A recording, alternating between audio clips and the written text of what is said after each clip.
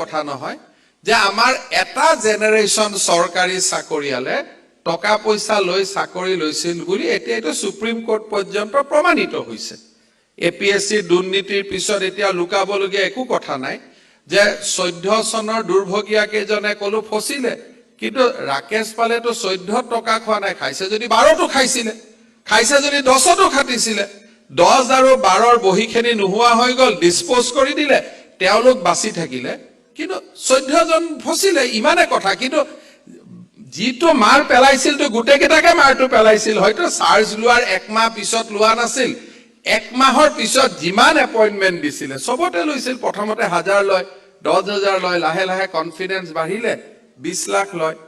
এনেকুৱা দুই এজন ইনস্পেক্টৰ অফ স্কুলক মই শিক্ষা মন্ত্ৰী থাকোতে লগ পাইছিল তেওঁলোকে মোক অনানুষ্ঠানিকভাৱে কৈছিলে যে স্যাৰ মই দিয়া নাই কিন্তু মোৰ লগৰজনে 22 লাখ দিছে তেওঁ কিন্তু দিয়া নাই বুলি কয় লগৰজনে 22 লাখ দিছে লগৰজনক খুদিলে কয় স্যাৰ মই একদম দিয়া নাই ইহে দিছে 22 লাখ কিন্তু প্ৰশ্নটো হল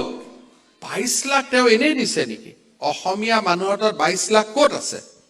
খুদত আনি দিছে খুৰাৰ পৰা দিছে দেউতাৰ খাছটিয়া দিছে গতিকে টকাখিনিটো ৰিটাৰ্ণ কৰিব লাগিব আগতে সৰকাৰি চাকৰিয়ালে প্ৰথম 10 বছৰ পইচা পাতি খোৱা সাহস নকৰিছিলে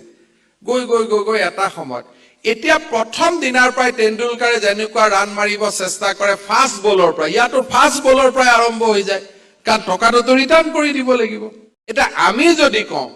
যে ভাই পুলিশ ভেৰিফিকেশন মোক কিয় লাগে